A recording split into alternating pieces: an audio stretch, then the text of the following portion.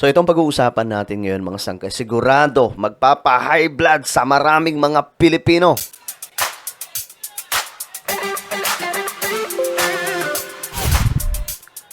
Alright, so ito pag-usapan po natin to. Marami po talaga magagalit dito kapag nalaman nila itong mga sangkay. Anyway, bago tayo mag-umpisa at bago tayo magbakbakan dito, sa mga hindi pa po dyan nakakapag-subscribe sa ating YouTube channel, makikita nyo po yung subscribe button. Sa babaan ng video na to, i-click nyo lamang po yung subscribe, i-click ang bell, at i-click nyo po yung all. Sa mga nanonood naman po sa Facebook, syempre, i-follow nyo po yung ating Facebook page. Alright guys, eto na nga mga sangkay ang ating pag-uusapan ngayon. Kasi, eto.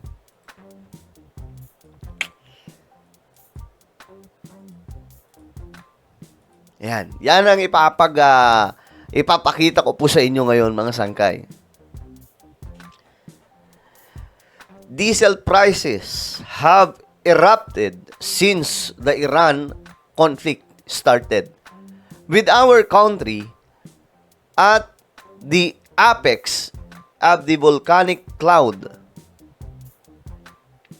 At makikita nyo nga po dito na nangunguna ang Pilipinas sa presyohan ng oil, especially sa diesel. Ayan, mangsang kayo.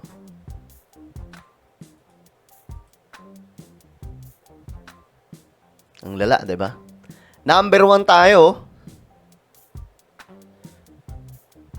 Number 1 po tayo sa pinakamalala. 15% sa South Korea, 18% UK, China 25%. Tumaas din naman lahat. Pero ang malala po talaga, Pilipinas. 'Di ba?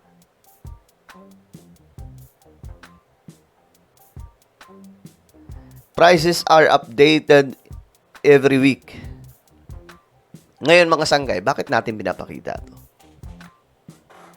Kasi nga po, sa Pilipinas lamang po nagkakaganito na sobrang lala po ng taas presyo ng oil.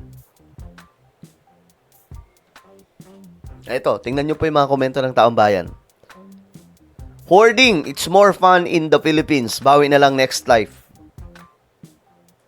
Totoo yun, mga sangkay. Marami ang nag-hoard, nagtatago di umano ng oil.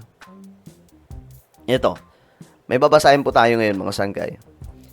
Ito ay pasabog ng isa sa kilala na marites pagdating sa politika. Kung saan isiniwalat niya ang isa sa problema kung bakit tayo nagkakaproblema sa langis. Si Ramon Tulfo. Di talaga tayo kakapusin sa supply ng langis ayon sa aking Tweety Bird. Bakit kanyo? Dahil sa mga smugglers. Ang smuggling ng langis ay matagal nang ginagawa ng ilang negosyante kahit noon wala pang fuel crisis. Kung ilang barrels ng krudo ang inaangkat legitimate suppliers, gaya ng Petron, ganun din kadami ang pinapasok ng mga smugglers ayon kay Tweety Bird. Ang mahirap na tanong, nakakatulong ba ang mga smugglers ng langis sa panahong ito? Hindi po. Dahil sila mismo, mga sangkay, yung nangloloko at nagpapahirap sa Pilipinas. Di naman nila binibenta ng mura eh. Smuggled na nga. Papahirapan pa ang mga Pilipino. 'Di ba? So ito talaga yung real talk dyan, mga sangkay. Tayong mga Pilipino, minsan tayo ang may problema. Naggugulangan po tayo. Kita nyo nung pandemic. 'Di ba? Anong nangyari? Face mask. Magkano? Sobrang mahal. Diyos mio, Marimar. Face shield. Magkano? Sobrang mahal. Tayo sa bansa, tayo mismo, mga sangkay, naggugulangan. Yung Japan, mga sangkay, di ba, kapag may problema, tulong-tulong. Sa bansa po natin, ito yung problema po talaga. May mga dambuhalang negosyante na ang iniisip lamang yung kani-kanilang mga negosyo. Kita nyo yan mga sangkay, ang laki ng tinaas sa Pilipinas. Tayo mga Pilipino mahihirapan dito eh. Mga jeepney driver, mga taxi driver, nakita ko nga mga sangkay, may taxi driver ini-interview, umiiyak na kasi konti na lang daw yung kinikita niya. Maliban po sa mga taxi driver na electric ang hawak. Ba, electric vehicle. Pero mo, Pilipinas po, number 1. 81%? My goodness. Di na lang 100% eh, no? Nahiya pa sila eh.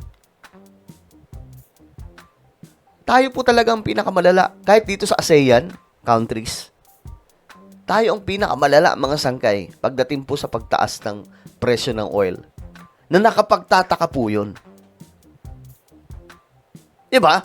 Ito, isa sa halimbawa ng ginugulangan po tayo. Sa airplane ticket. Diba na-issue noon? Pagpapuntang ibang bansa, mura. Papuntang Taiwan, papuntang Hong Kong, Pero pagpapuntang Boracay, papuntang Palawan, papuntang saan ba yun? Siargao. Bakit sobrang mahal ng mga ticket palipad papunta sa mga lugar na yan? Mas mahal pa kaysa papunta sa ibang bansa. So, ganyan po katindi mga sangkay. Kaya, kayo ba maniniwala kayo na kinukulang tayo sa supply ng oil? Hindi. Ako mga sangkay hindi ako kumbinsido dyan. Na-discover po ng mga senador na sobrang daming nagsara ng mga hindi nagsara ng oil company, kundi hindi nagsara lang ng kani-kanila mga oil station.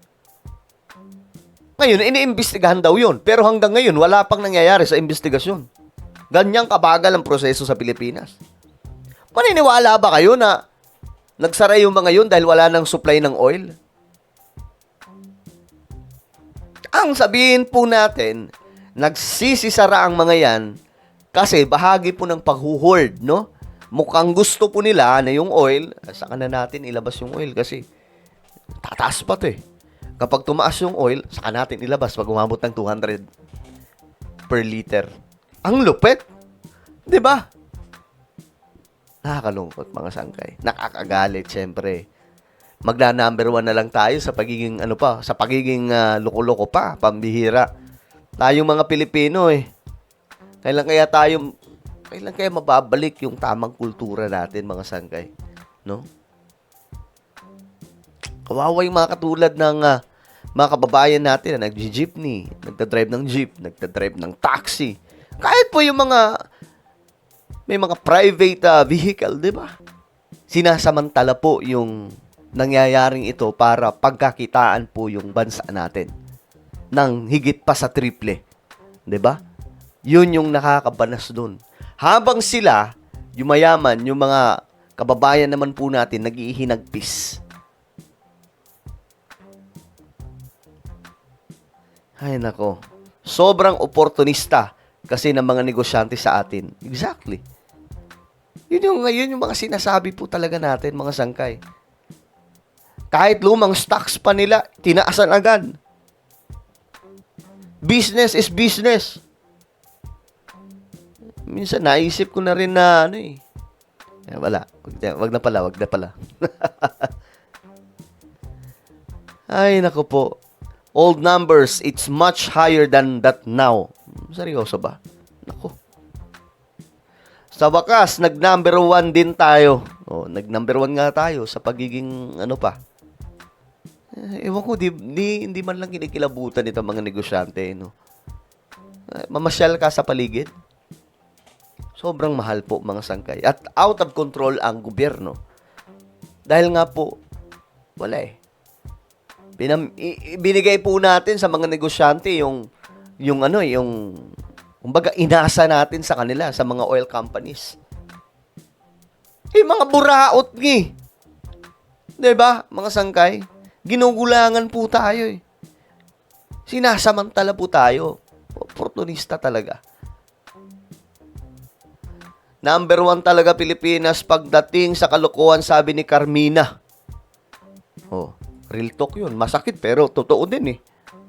Pero ano talaga dyan, itong oil deregulation law. Yun talaga yun. Kung alam nyo lang ang batas na yan, mga sangkay, nung 1998 yan, panahon ni Ramos, kung saan yung oil, wala na pong control ang gobyerno. Kaya ngayon, pag sinabi na pag may isang kumpanya ng oil na nagtaas, taasan lahat yan.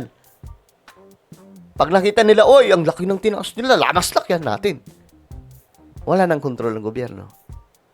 Yun ang reason kung bakit tayo ngayon number 1. Ayan o, diba? Well, ano po ang inyong opinion, mga sangkay? Comment down below. Meron tayong YouTube channel. Ito po ay Sangkay Revelation. Hanapin niyo po ito sa YouTube. Ngayon din, kapag nakita nyo na, i-click nyo po yung subscribe, i-click ang bell, at i-click nyo po yung all. Ako na po ay magpapaalam. Mag-iingat pong lahat. God bless everyone.